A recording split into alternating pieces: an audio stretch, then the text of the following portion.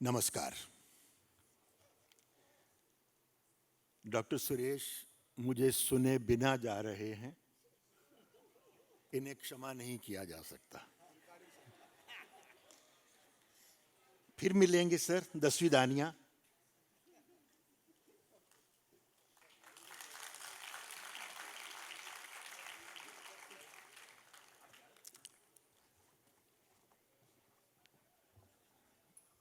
हल्की सी शुरुआत करते हैं।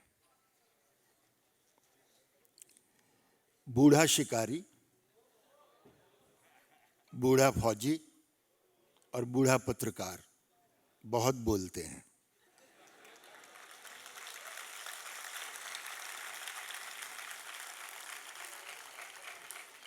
उसकी वजह है क्योंकि उनके पास बोलने के लिए बहुत कुछ होता है।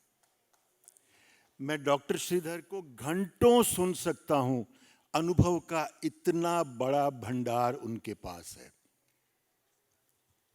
मैं रमेश भाई को घंटों सुन सकता हूं, इनके रेडियो को आपको ये संख्या सुनकर आश्चर्य होगा, 108 देशों के लोग इनका रेडियो सुनते हैं।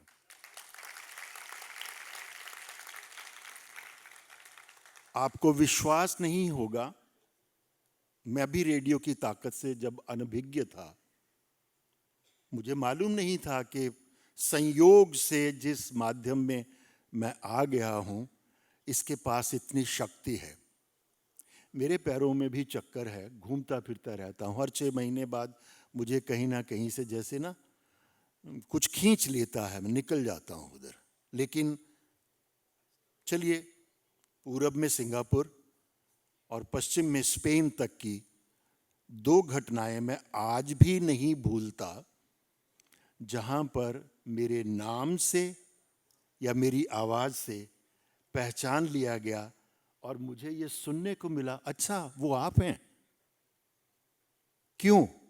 मैं किसी को नजर नहीं आया आज तक, आपने भी मुझे आज तक नहीं देखा। हो सकता है डॉक्टर सुरेश जब जिक्र कर रहे थे कि हम आपकी आवाज में समाचार सुनते थे, तो उन्होंने भी तब मेरा नाम सुना था या मेरी आवाज सुनी थी, मुझे तो नहीं देखा। I am a phantom that way. लेकिन रेडियो की ताकत के बारे में, जैसे कि डॉक्टर आशीष ने कहा कि आप बताइए कुछ, मैं आपको कुछ जानकारी देना चाहता हूं जो मैंने रेडियो के अनुभव से प्राप्त की है।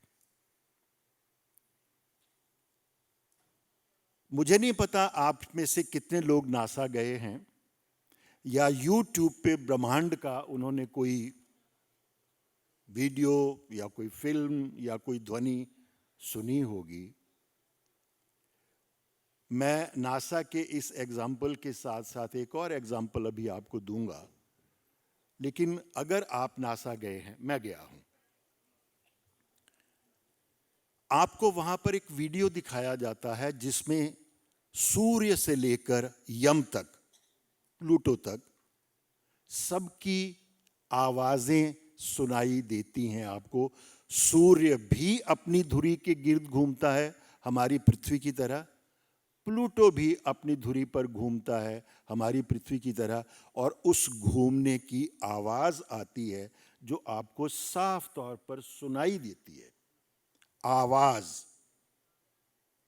आशीष जी ने कहा यह सेशन आवाज की दुनिया का सेशन है।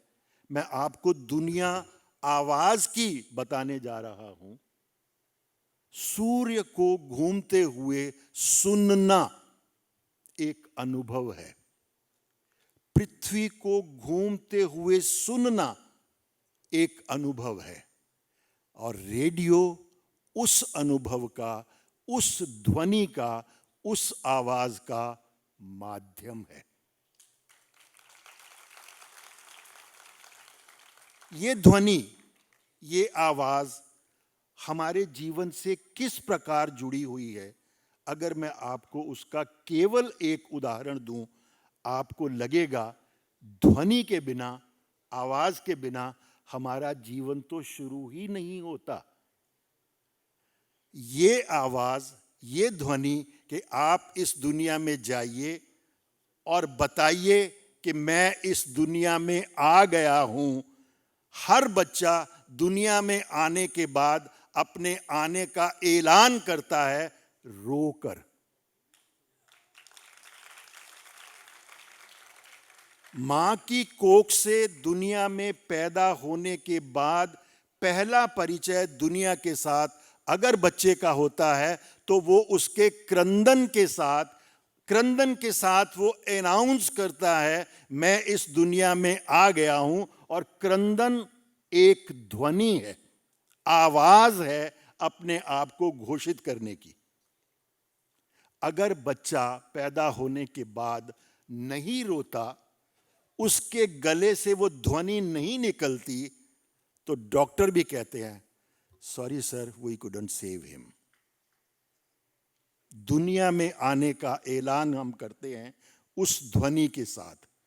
और ध्वनियों का रिश्ता देखिए, वो अबोध बालक सुन नहीं सकता, देख नहीं सकता, अभी उसकी आंखें नहीं खुली हैं, लेकिन ज्यों ही नर्स उस बालक को अपनी मां की गोद में डालती है और मां उसे कहती है ओ लो लो लो लो लो लो, उसको झट से पता लगता है कि ये मेरी मां है।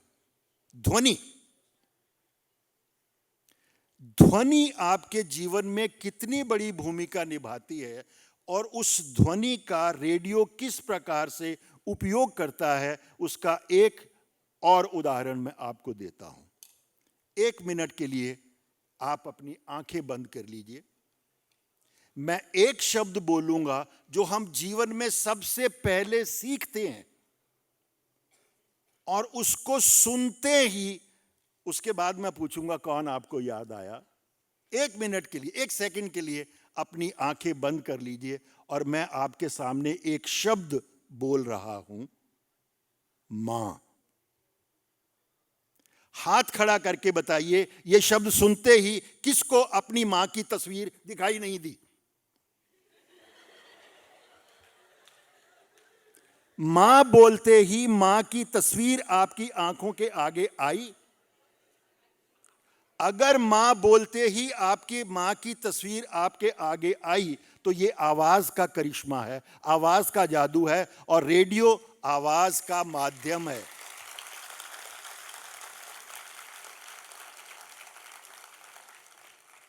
रेडियो इलेक्ट्रोमैग्नेटिक वेव्स की पीठ पर सवार होकर आपकी इसी आवाज को इसी माइक्रोफोन के जरिए, जिस माइक्रोफोन से मैं आपसे बातें कर रहा हूं, उसके जरिए आपके सेट तक पहुंचती है। और आज वो सेट आपकी पॉकेट में आ गया है आपके एंड्रॉयड स्मार्टफोन के जरिए। फोन खोलिए, उसके ऊपर एफएम या रेडियो का अगर आपने ऐप डाउनलोड किया है तो भी, नहीं तो एफएम आपके एंड्रॉयड फ़ोन में अवेलेबल है। आप दुनिया भर का कोई भी रेडियो सुन लीजिए। रेडियो केवल आवाज़ का खेल खेलता है। आवाज़, मुझे एक शेर याद आ गया, बहुत पहले से उन कदमों की आहट जान लेते हैं, तुझे ए जिंदगी हम दूर से पहचान लेते हैं। जगजीत सिंह जी ने ये गज़ल गाई है। अगर आप जगजीत सिंह को सुनने के शौकीन हैं तो ये गज़ल उनके मुंह से आपने ज़रूर सुनी होगी। इस गज़ल का इस शेर में एक शब्द मैंने बोला है, बहुत पहले से उन कदमों की आहट जान लेते हैं। व्हाट इज आहट? आहट ध्वनि है, आहट आवाज है। और वो ध्वनियां और वो आवाज हमारे इर्द गिर्द कैसे फैली हुई हैं। आप रात को कुछ पढ़ रहे हैं, थके हुए हैं, सो रहे हैं, एक आवाज आपको लगातार परेशान कर रही है। आपके बाथरूम का नल टपक रहा है, वो पानी की टप टप टप टप आपको परेशान कर रही है। वो टप टप आपको अपने बिस्तर में सुनाई दे रही है, उसकी ध्वनि आपको परेशान कर रही है। आप फट सकते, ओ बच्चे बाथरूम का नल बंद करके आ। वो ध्वनि आपको क्या संकेत देती है? पानी टपक रहा है बाथरूम के नल से। आप सुबह उठते हैं, अपने घर की बालकनी में खड़े होते हैं, मोर की आवाज कहां से सुबह सुबह सुनाई दी थी? मैंने तो मोर देखा नहीं इस कॉलोनी में कभी, उसकी आवाज कहां से सुनाई दे रही? आवाज आपको बताती है कि कहीं मोर है जो बोल रहा है। आवाज आपको बताती है कहीं कौवा है जो बोल रहा है। आवाज आपको बताती है कोई बिल्ली है शायद रसोई में घुस आई है। आवाज, ध्वनि। अगर मैं आपको अपने मुंह से श की आवाज निकाल के बताऊं और आपको अगर अंदाजा ना हो कि हम ऑडिटोरियम में बैठे हैं, आप फट से देखेंगे कहीं सांप तो नहीं निकल रहा मेरे पास से। आवाज, ध्वनि। ये ध्वनियां कहां से आती हैं? आप कहां से सुनते हैं? ये कुदरत में मौजूद है। आप अपनी मां की आवाज को पहचान लेते हैं कि मां बुला रही है। आप अपने पिता की आवाज को पहचान लेते हैं कि पिताजी बुला रहे हैं। आप उस वक्त पिताजी को देख नहीं हो रहे होते, उनकी आवाज सुन रहे होते हो। तो आवाज का ये माध्यम है रेडियो, जिसको मैंने जब जाना, देखा कि आवाज के जरिए आप क्या क्या कर सकते हैं, कौन कौन सी चीजें संभव हैं, तो मुझे लगा ध्वनि के बाद आवाज, आवाज के बाद शब्द, और शब्द के बाद संवाद, और संवाद का आखिरी चरण जब संचार का रूप लेता है तो रेडियो संवाद और संचार का सबसे सशक्त माध्यम आपके हाथ में आ जाता है।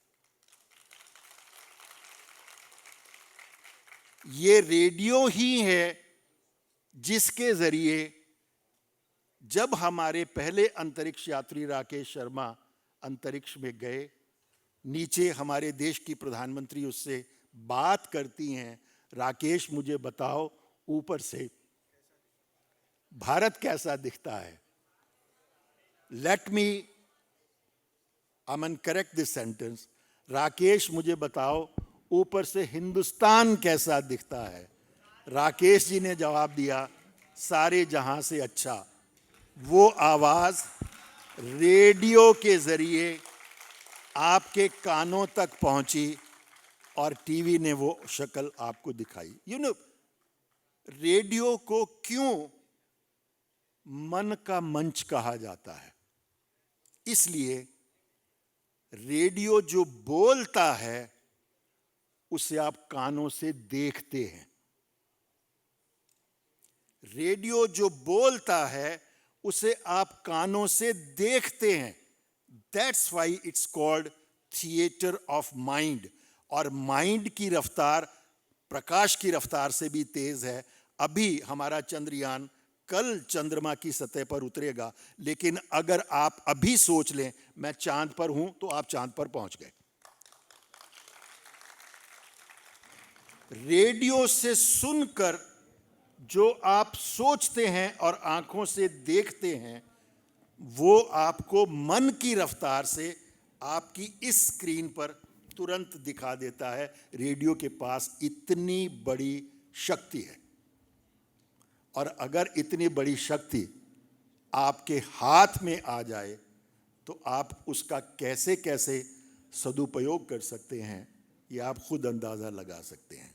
और उसका माध्यम वीसी सर डॉक्टर सुरेश ने आपको दे दिया कल, और निदेशक महोदय कहाँ गए हमारे आशीष जी? जस्ट लाइक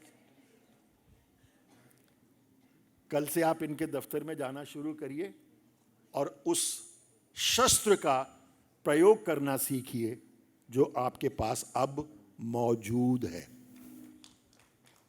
मेरे ख्याल इतना काफ़ी है, बाकी फिर सही। Thank you so much.